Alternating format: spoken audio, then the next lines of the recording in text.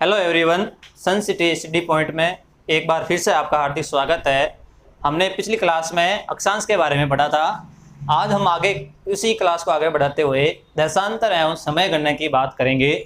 देशांतर क्या होता है और उसकी परिभाषा क्या है। तो सबसे पहले मान लीजिए ये ग्लोब है।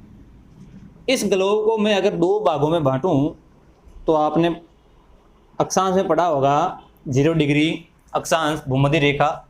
ये प्रति गोलाब को दो भागों में बांटता है। दो कौन से? नॉर्थ और साउथ में। अगर इसी गोलाब को मैं अलग कर दूं तो इसका एक हिस्सा इस तरह से बनेगा, जैसे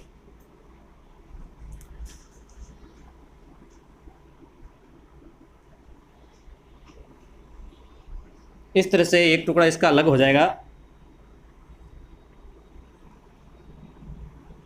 इस तरह से। अगर मैं इसके सेंटर पॉइंट से कोण बनाऊंगा,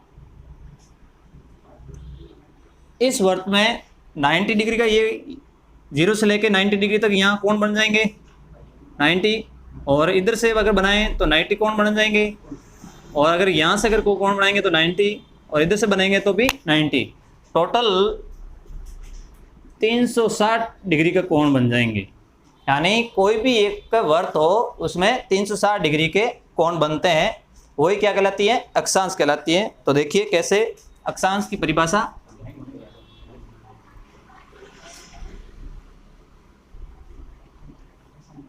अक्षांश की परिभाषा क्या होगी?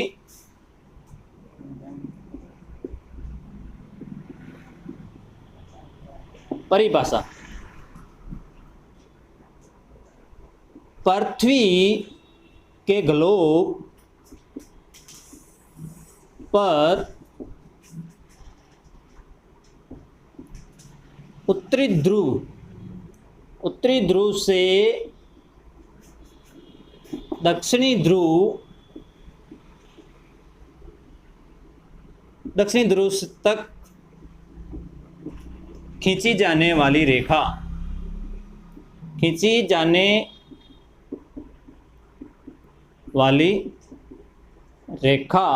या उत्तरी ध्रुव से दक्षिणी ध्रुव को मिलाने वाली रेखा को देशांतर रेखाएं कहते हैं।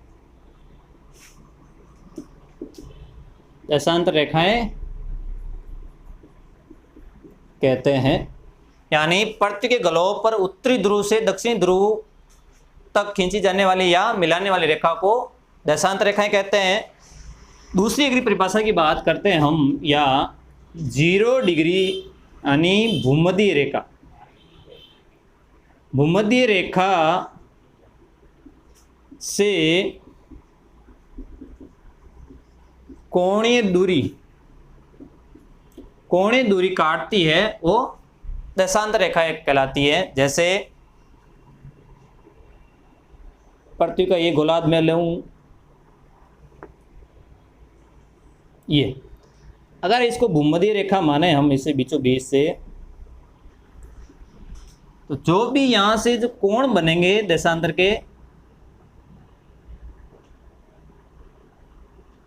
ये आधा गोलार्ध है उसकी बात कर रहा हूं, तो ये कोणीय दूरी कटेगी, वो देशांतर रेखाएं कहलाएगी। अगर मैं पूरे गोलार्ध की बात करता हूं तो किस तरह से देशांतर रेखाएं होगी?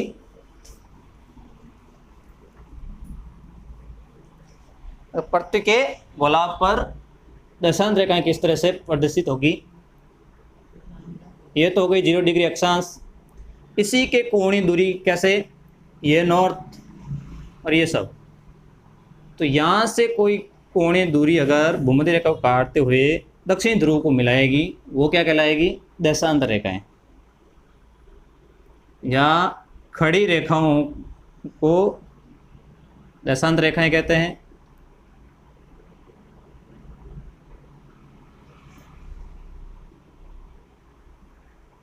इस तरह से भूमध्य रेखीय या 0 डिग्री से कोणीय दूरी को काटती है, वो देशांतर रेखाएं कहलाती है। और इनकी कुल संख्या होती है देशांतरों की, कुल देशांतर कुल देशांतर कितने होते हैं 360 डिग्री। और कुल देशांतर की बात करते हैं 360 डिग्री, और ये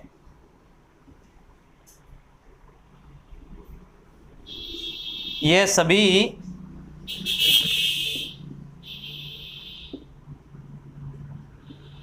अर्धवर्त होते हैं। क्या होते हैं? अर्धवर्त होते हैं। कैसे? अगर मैं ये 0 डिग्री लूँ, ये 0 डिग्री यहाँ से तक साउथ तक क्या हो गई? एक अर्धवर्त। अगर इस पीछे दो देशांतर रेखाओं को मैं अगर मिला लूँ 0 डिग्री प्लस 180 डिग्री, तो ये पूर्ण वह अर्धवर्त हो जाएगी। यानी एक देशांतर के प्रतिध्रुव कैसे? दो प्रतिध्रुव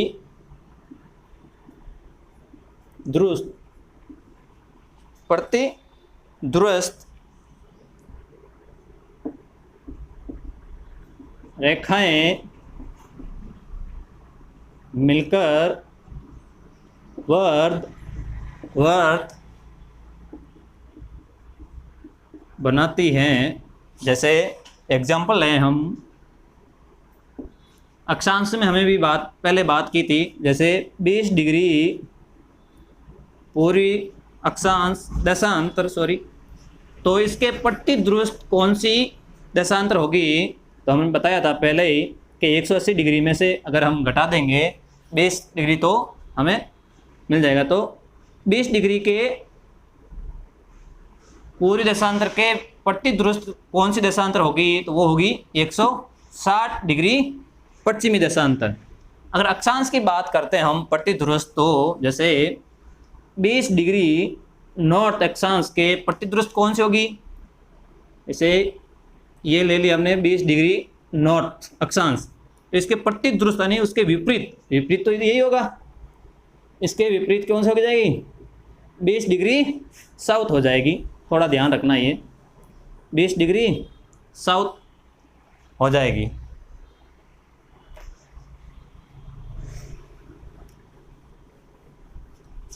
आगे 0 डिग्री व 180 डिग्री देशांतर के साथ कभी भी पूर्व या पश्चिम नहीं लिखा जाता है। 0 डिग्री ग्रीनविच रेखा, 180 डिग्री अंतर्राष्ट्रीय तिथि रेखा, आपको वहाँ पूर्व या पश्चिम नहीं लिखना है। तथा दो देशांतरों की अगर बात करते हैं हम, तो इनकी भौगोलिक दूरी कितनी होती है? दो देशांतरों के मध्य भौगोलिक दूरी कितनी होगी? तो हमने शुरू में बताया था पिछली क्लास में, भूमध्य रेखा के व्यास कितना होता है? 40,077 किलोमीटर। तो हम 40,077 किलोमीटर में कितनी देशांतर रेखाएं थे? 360 का भाग दे देंगे तो हमें मिलेगा 111.37 किलोमीटर। यानी दो देशांतरों के मध्य भौगोलिक दूरी की बात करते हैं तो 327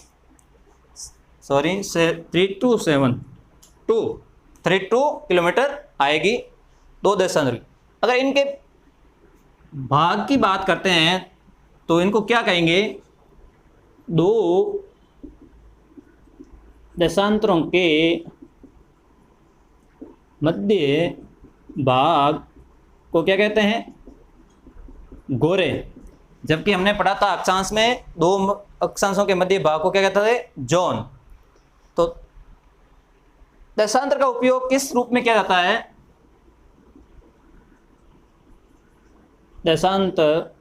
देशांतरों का उपयोग समय गणना में किया जाता है। दो देशांतरों के मध्य की भौगोलिक दूरी की बात करें तो 111.32 किलोमीटर। अगर दो देशांतरों के मध्य भाग की बात करें तो उस भाग को क्या कहेंगे हम गोरे। दो देशांतरों का उपयोग समय गणना में किया जाता है। भूमध्य रेखा से ध्रुव की तरफ अगर बढ़ेंगे हम तो दो देशांतरों के मध्य दूरी कम होती जाएगी। ये भूमध्य रेखा है, यहाँ पे दूरी 132 किलोमीटर। जैसे जैसे ध्रुव की तरफ जाएंगे तो ये इन दोनों के बीच में दूरियां कम होती जाएगी और 90 डिग्री पर एक बिंदु पर है तो सारी देशांतर रेखाएं मिल जाएगी। अगर 1 डिग्री के अंतराल पर बात करें, 1 डिग्री अंतराल पर देशांतर कितने होंगे तो 360 डिग्री। कितने होंगे 360 डिग्री। और अक्षांश और देशांतर जो मिलकर अक्षांश व देशांतर रेखाओं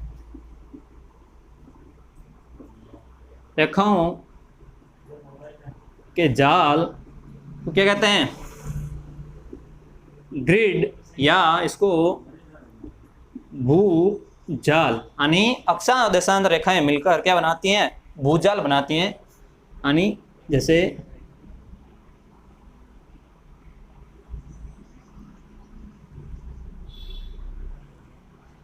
जो अक्षांश देशांतर एक दूसरे को कोणीय दूरियां बनाती है, जैसे यहाँ से कोणीय दूरी बन रही है, यहाँ बन रही है, यहाँ बन रही है, ऊपर से बन रही है, इधर बन रही है।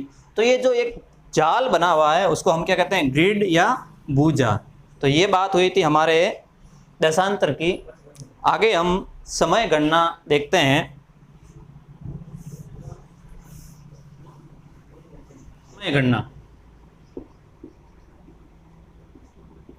समय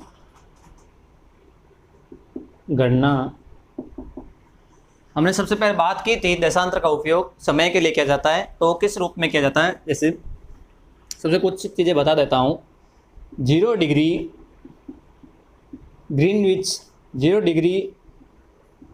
ग्रीनविच रेखा या UTL या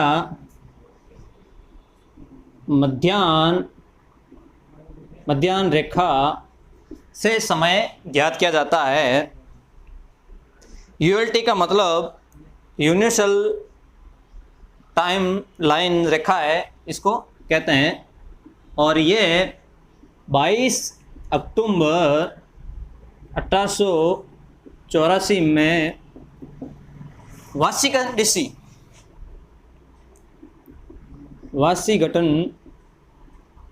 DC में एक भूगोल कॉन्फ्रेंस आयोजित हुई। उसमें स्वीकार किया गया कि 0 डिग्री को हम क्या मानेंगे मध्याह्न रेखा या ग्रीनविच रेखा या यूनिवर्सल टाइमलाइन को रेखा माना गया है। आगे बात करते हैं। सूर्य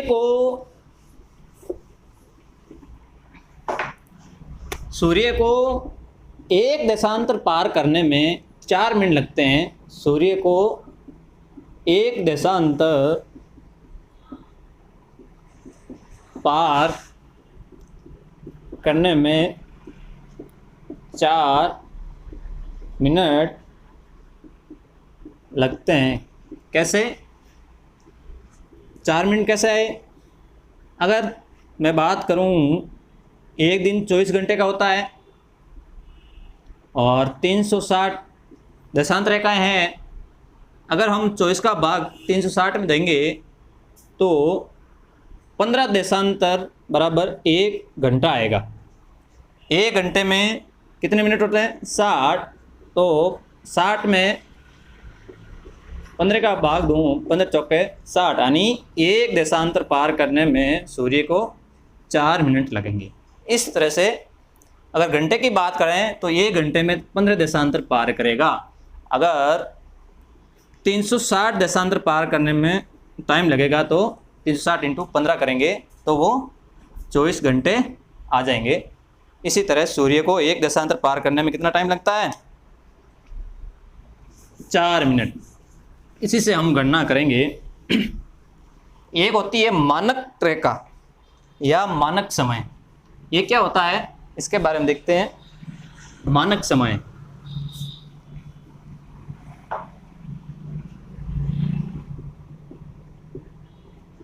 समय ये एक प्रशासनिक इकाई होती है जो निश्चित किया जाता है कि समय गणना, जैसे भारत की बात करते हैं तो भारत में मानक समय रेखा 82.5 पूर्वी देशांतर रेखा को भारत का प्रशासनिक समय ज्ञात किया जाता है। तो मानक रेखा क्या हो गई? किसी देशांतर के सारे एक प्रशासनिक इकाई में माने गए समय को मानक समय कहते हैं। एक स्थानीय समय होता है। स्थानीय समय क्या होता है? स्थानीय समय ये सूर्य घड़ी भी कहते हैं, यानी सूर्य की स्थिति के अनुसार, सूर्य की स्थिति के अनुसार किसी स्थान का समय, सूर्य स्थिति के अनुसार किसी स्थान का समय ज्ञात किया जाता है। समय ज्ञात करना स्थानीय समय कहलाता है। अंतर्राष्ट्रीय तिथि रेखा ये क्या होती है?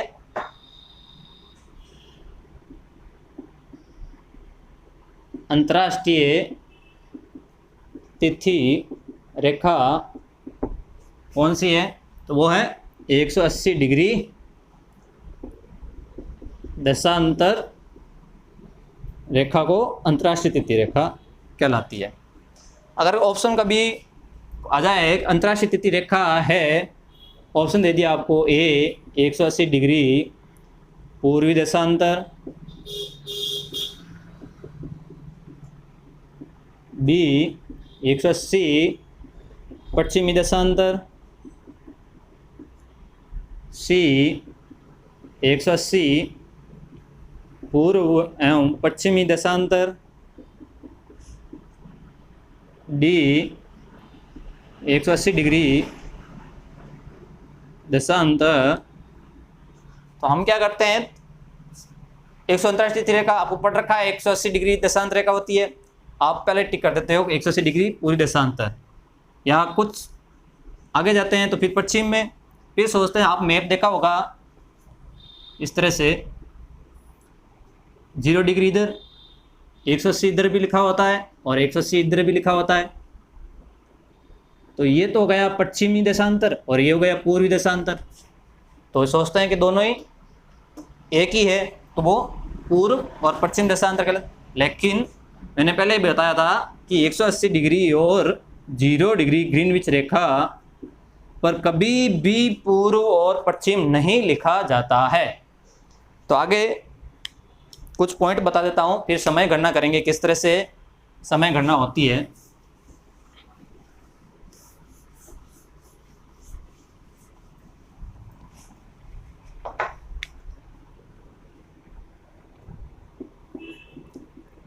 अंतर्राष्ट्रीय तिथि रेखा कौन सी हो गई? 180 डिग्री हो गई, 180 डिग्री देशांतर। अब इस रेखा को पार करने में क्या चेंजेस आते हैं, तिथियां बदलती है, तो वो आप देखिए। अगर पूर्वी गोलार्ध से इस अंतर्राष्ट्रीय तिथि रेखा को मैं पार करता हूं, पूर्वी गोलार्ध से पश्चिम गोलार्ध में जाने पर या पार करने पर एक दिन बढ़ता है। अगर पश्चिम गोलार्ध से कोई व्यक्ति पूर्वी गोलार्ध में आता है तो उसके लिए, अगर पश्चिम गोलार्ध से पूर्वी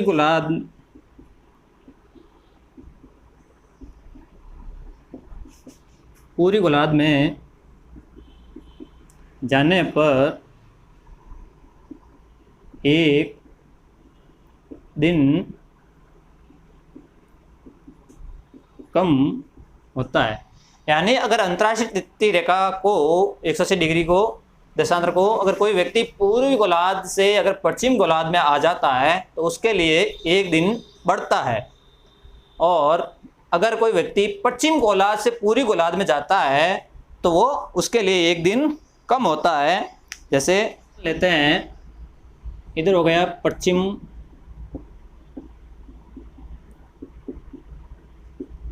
गोलार्ध, ये हो गई 180 डिग्री अंतर्राष्ट्रीय तिथि रेखा, और ये हो गया हमारे पूर्वी गोलार्ध।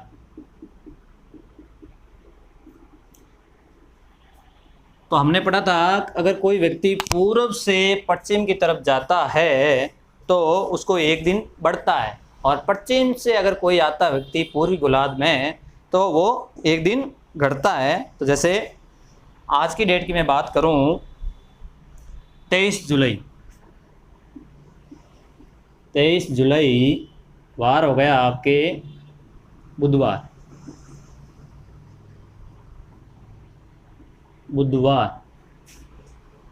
यहाँ हो जाएगा आपके 24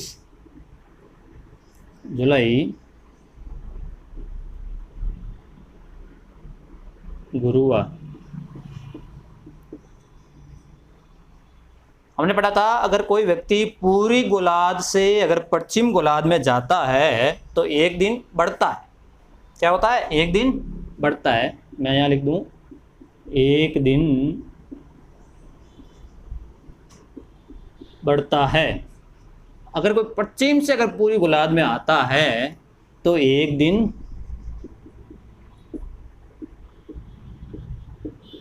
कम होता है। यहाँ पे सोचने की बात है, अगर हम डेट की बात करते हैं तो यहाँ तो 24 जुलाई है और यहाँ पे 23 जुलाई। अगर वार का पूछे तो यहाँ पे बुधवार है और यहाँ पे गुरुवार है।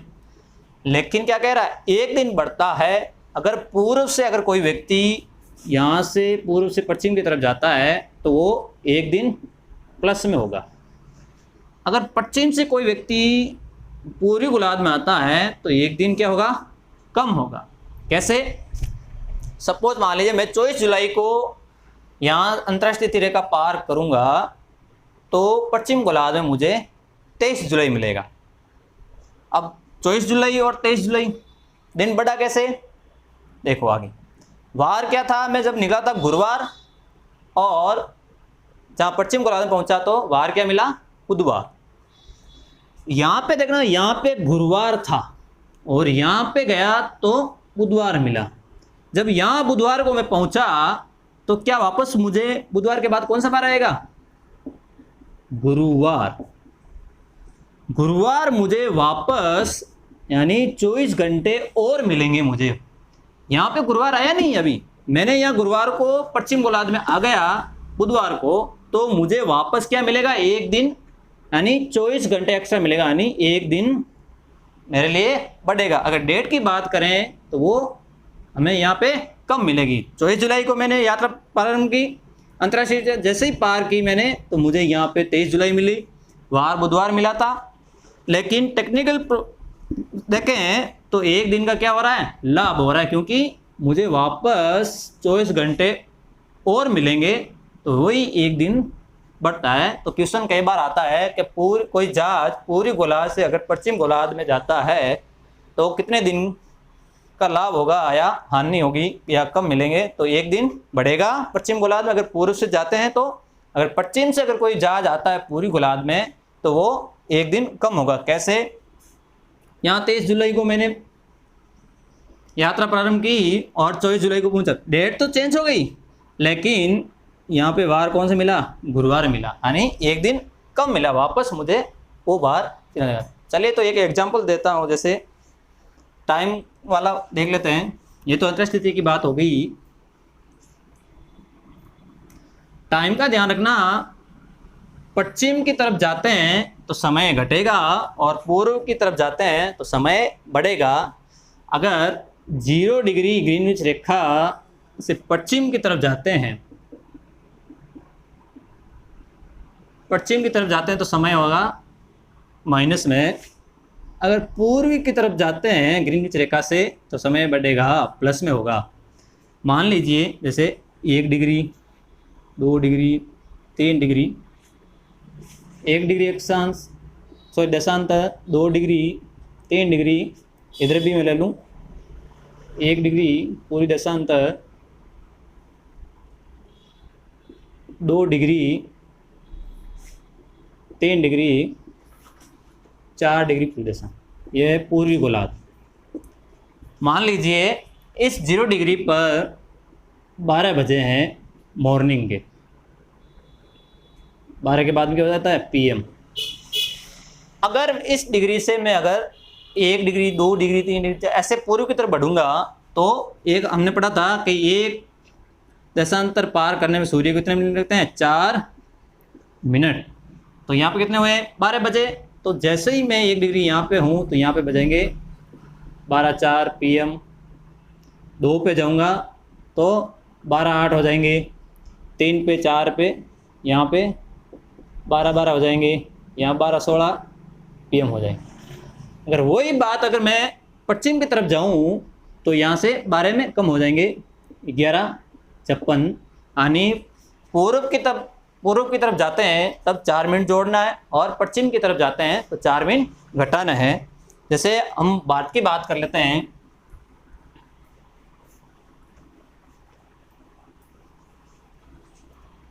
भारत की समय रेखा कौन सी है, 82.5 पूर्वी देशांतर। 5 राज्यों से गुजरती है, 82.5 पूर्वी देशांतर।